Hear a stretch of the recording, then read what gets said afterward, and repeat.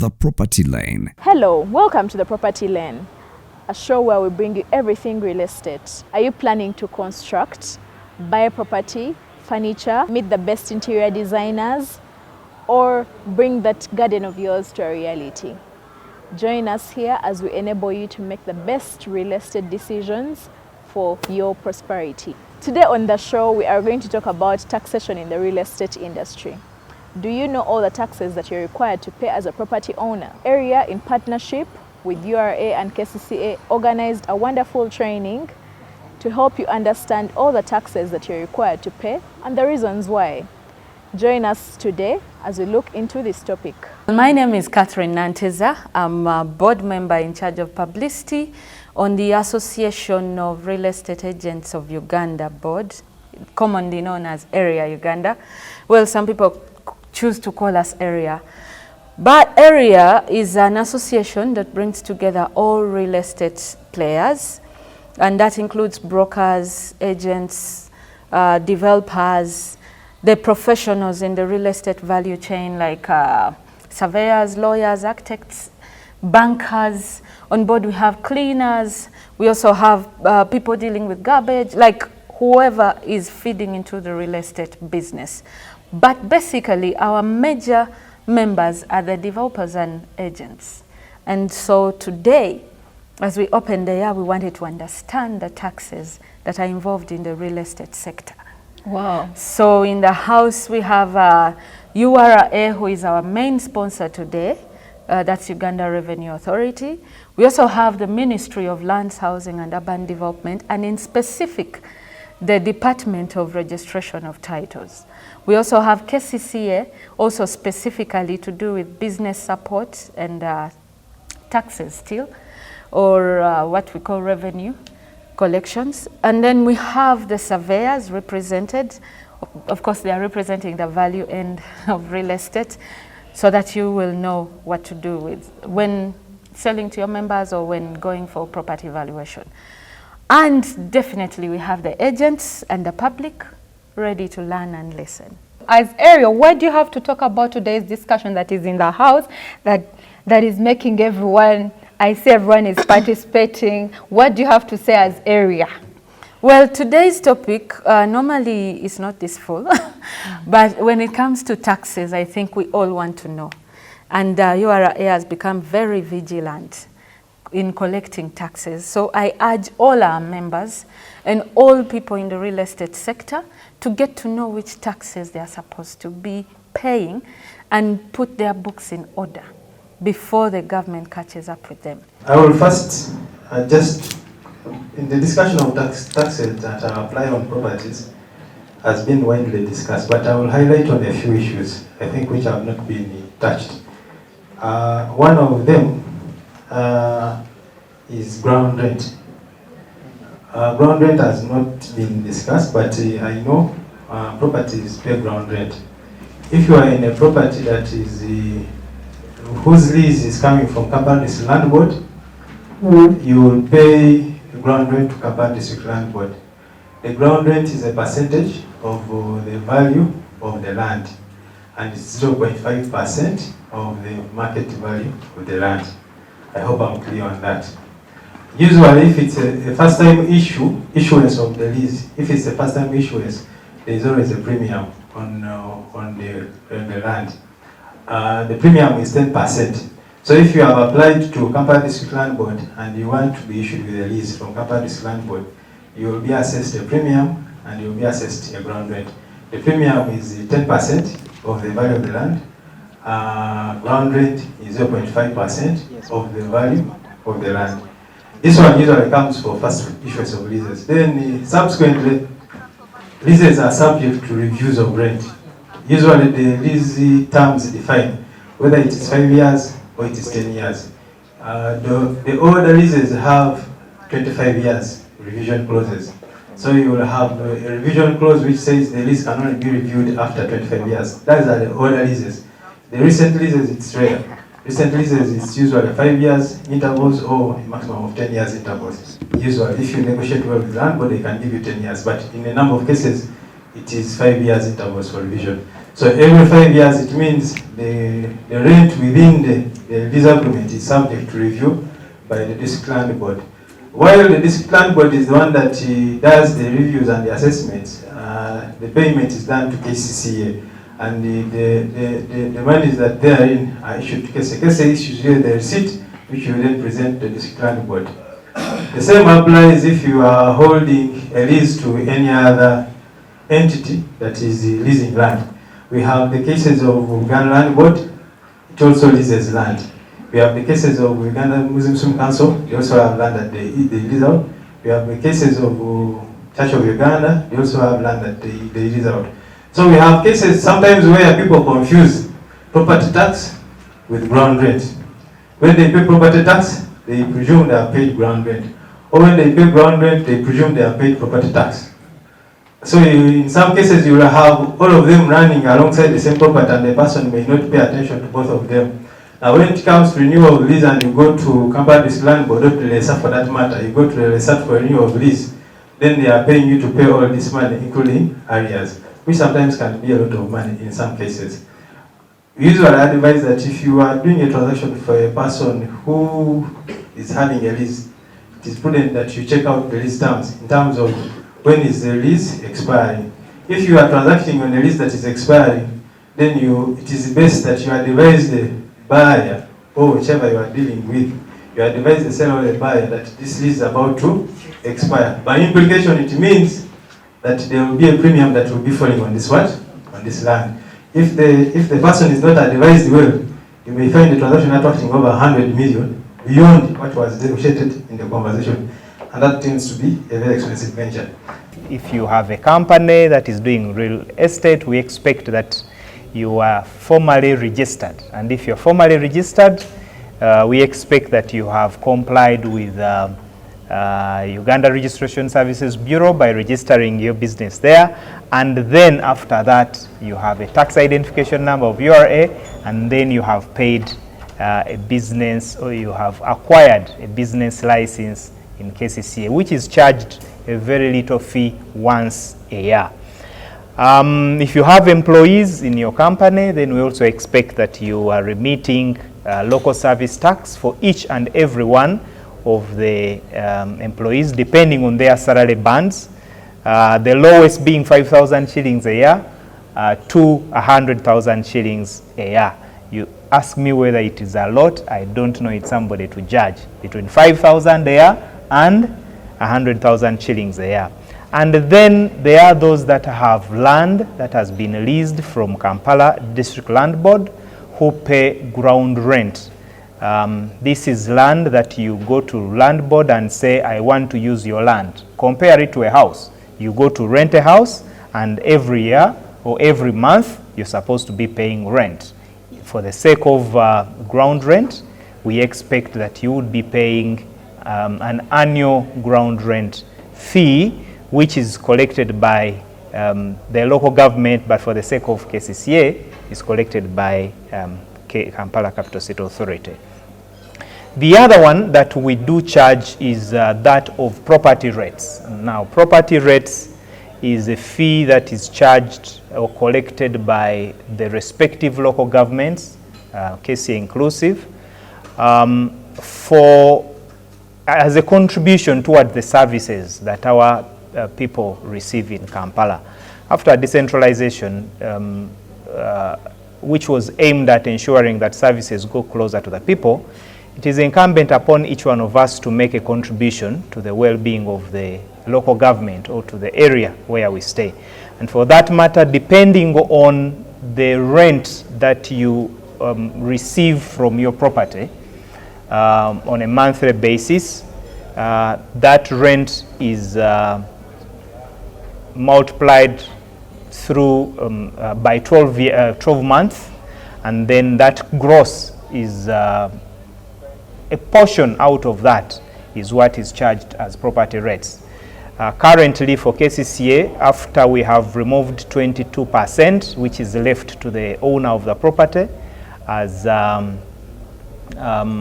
money that can help them in repairing their buildings, paying water bills and electricity, then the 78% of the total rent that remains, depending on whether it is above 5 million or below. If it's above 5 million, we charge 6%. For example, if it was, 100,000 shillings paid per client per month, that means that in a year, that particular client would be charging rent totaling to 1.2 million shillings. Now, when you get 78% of that, is about 936,000 shillings. Out of that is where 6%, because the rateable value there is below 5 million, we will apply a 4%, which will take us to about 36,000 shillings for a full year. And so whether that is a lot with the demands that we have in the country, with the demands that we have for the roads, for the lighting, for anti-malarial drains, and so on, remains an issue for discussion. But we all want to believe that KCCA charges one of the lowest rates when compared to the rest of the local governments in Uganda. And we believe that 6 and 4% is still the lowest that you can find. Basically, to understand, because now I know some of the people will be asking questions like, how does KCCA come in revenues? So basically, what is your role in this sector? Yes, you've asked me a broad question for KCCA. KCCA does a number of things. We handle physical planning aspects. We do plan for the areas. If people want to build, set up buildings, then you'll have to apply for building permits. You'll have to submit your plans to be able to get approved. And there are small fees that are payable for those plans to be approved. And so there is no developer who can start up a building legally without going through KCCA or any local government. And so our role is central in regulation of building, in regulation of the planning, so that we have an organized city. Uganda Revenue Authority talks about developing Uganda together. So allow us to share with you what we go through, particularly in the area of taxation. And I also want to address myself to the Ministry of Lands, because you benefit a lot from what we do. Yes. The greenfield development has so many challenges, but at the same time, it is the same area where a lot of us benefit from. If you can know how many agents benefit from the greenfield developments, you would know that it is a great contribution to national development. But also, to URA, you are aware that as soon as this field is put right, the plots are subdivided, land earns its part, then you attract the investors, then URA starts milking. Then URA starts harvesting. For example, the professionals start earning from, you remember the surveyors, they start earning, the lawyers start earning, the engineers start earning, and somewhere URA gets their pay, and there is that contribution which has come because there was that beginning point. And after that has been done, then construction starts. And they go and buy building materials, URA starts milking. Because remember, you buy cement, there is some tax that goes to URA. You have bought iron sheets, and whatever is manufactured and is a building material, URA is don't pay your quality. But I'm so happy that URA started by saying one of their roles is to know us better.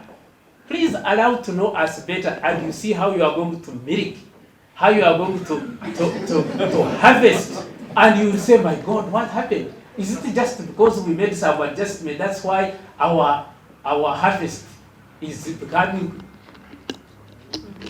Yes. take an example.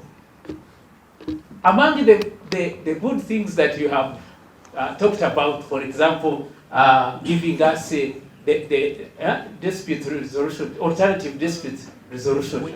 You just take an example. If you went to Bakaima and you said, show us the kind of land you have. Tell us what you have planned on this land. Because there is land which has been put aside for commercial developments, for recreational developments, for industrial developments in some cases, like where I come from. That's why we call ourselves the city, because we have put aside land for industrial developments, commercial developments. And as soon as we put all that there, then we have laid a good foundation for URA to start making money. URA, in my view, actually does not have a big problem. I've studied taxation at an in-depth level. I have studied laws, but at the end of the day, you realize that URA is actually giving you a chance to declare through self-assessment of that income that they feel you need to contribute also to the economy of the country in as far as growth is concerned. Now, the main animal or the big buffalo that we need to look out for are the commercial banks. Commercial banks are over-milking the economy. They are over-milking us as individuals, as citizens of the country. There is a lot of transfer pricing that is occurring at both micro and macro level, of which you people, at the end of the day, do not look out for, but you look out for URA. URA is not the problem. URA is in the context of that which they've been told to collect from the masses that are participating in economic-related activities, making income. Therefore, declare that and pay this so that at the end of the day, the country can develop. The challenge at hand, ladies and gentlemen, Mr. Moderator and the chairperson, I think, of the area forum, it is a very good forum you are bringing on board, but kindly bring bankers on board. They are over-milking the economy. I happen to be a former banker for over 10 years. But I tell you, what we used to do at the end of the day was extremely dangerous and pathetic to the economy. Whatever government collects comes back to take care of the citizenry. Unfortunately, the number of people who are contributing we're not there yet.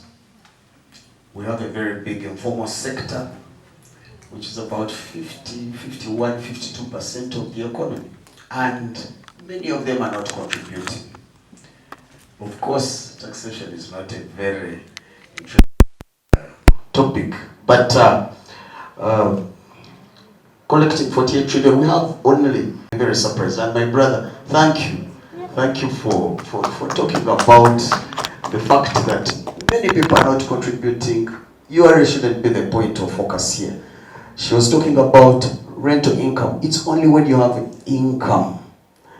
Of course, there are many other players here. There are people in the construction, there are the surveyors, there are many other players that we should be looking at here. But really, for the real estate, when you have income, I want you to contribute something. If you don't have income, there's nothing to contribute. How will URA know? Someone was saying, where do you get your figures for the assessments? How will URA know if you don't file a return? And why should we make it a fixed? What if you didn't do well? It's you to tell us whether you made 1 billion or you made 100,000 or you didn't make anything. But of the 50 million Ugandans plus, we have about 3 billion. And I've asked, the rental experts are here. We have 2,000 active, okay, I shouldn't say this, but we have about 2,000 active real estate players. Meaning there's so many out there who are not contributing. Are we doing our part? Yes, we are doing our part. Is the law clear? Yes. Many of us, if you have a car, you won't get out of here. You or you won't come from Rwanda and you keep right, because in Rwanda they keep right. It's our responsibility to take care of the laws that govern us. You can't drive. Yeah, tonight you might survive and drive through to Kampala and survive accidents, but you will find us somewhere, just like you'll find that traffic man. And we're here to enforce the law. We administer. Which brings me to the part of our laws. URA is milking, my brother. I hear you, and by the time it is law, all the canons of taxation have been taken care of. All of them. It's not a hard task. It's not that we are milking an already. If you don't have income, there's nothing for you to. If you're in losses, please file your returns. You'll find the liability is zero. And of course, some of us have taken it upon ourselves to file losses for year in, year out, for even 10 years. And that's why we come to check and to carry out compliance tests, and we tie here and there. Of course, we're working with KCCA, URSB to help the informal sector come through a program called TREP, and Ezra is a partner. We have so many offices, they're called one-stop shops all over the country to help people get teams. You can get a team here. You can get it in 5 minutes if you're an individual. Instant team can work for you. Of course, we have to spoon feed, we have to help, and we're doing all that. Our big expense bill to government is to help manage and administer. But you find that many of us are running away. You can imagine, out of maybe 62 million people, you can't tell me that only 2,000 people are earning rental income. No. So we're not doing well, and we're doing our best, and we are coming. So at times we come, and there are punitive measures. Hafsa talked about the penalties that come up as a result of not being compliant. And when we meet you there, yes, then you start saying, we are hard, we are tough, we are bad. This year alone, we are contributing 25 trillion as URA. If I equate it to your home, imagine if your home bill is 1 million shillings, and you have expenditure of up to 3 million. You're complaining about the potholes. Many of us are actually earning, and we're not contributing. Even in this room, I am so sure, because tax to GDP ratio is only at 12-13%. Many of us are not contributing, and we are earning. I'm sure there are some players here who have earned money and not contributed. But you point a finger at government that they're not taking care of the citizenry. Real estate is a sector that is growing a little faster than what it has been. So ideally, if it's growing faster, to me, I know it will help me, one, widen the tax base. Then two, I will be maximizing revenue, collecting a little bit more if there are many players. That is why we need to come, hold a dialogue, let us explain why it's not clear, let us put it clear, so that at the end of the day, they can be able to play their part. Because we are shooting in one goal. We are looking at mobilizing revenue in a transparent and efficient manner. But where do we want to be as an institution? Offering that transformational revenue service that will lead your country to economic independence, so that you don't have questions. Why do we borrow as Uganda? The borrowing is too much. It's too much because we need to bridge the gap in between URA collections and probably the budget. So once we don't do that, it will be a little difficult. That's why we look at widening the tax base. Because widening means I'm bringing more clients on board. And if everybody pays a little, I will not be demanding a lot from most of them. Hello, Lazarus. What do these kind of discussions mean to you in the real estate as a practitioner? Thank you so much, Joan, and it's a pleasure to be speaking to you and to the people that are listening to us or watching us. Really, it's an honor and a privilege to be partnering with URA together with Area Uganda to be having this kind of stakeholder engagements. Really, as a practitioner and a board member for Area Uganda, I would say that these engagements are so beautiful because there is a lot of enlightenment. For example, we are dealing in a sector where it is largely informal.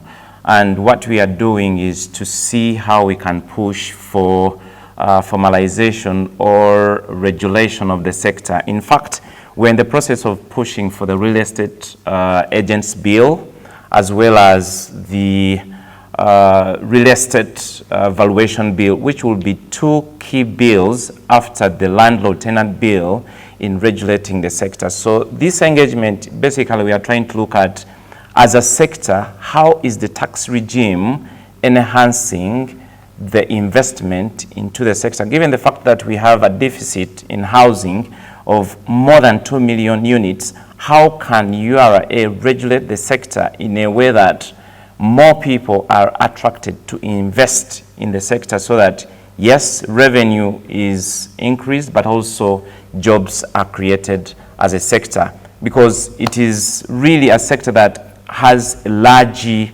potential to employ many people, but also to be a big tax base for government. We have come to the end of today's episode on the Property Lane Show. Hope it has been very insightful on finding out everything you need to know about taxation in real estate business. My name is Gloria. See you next time.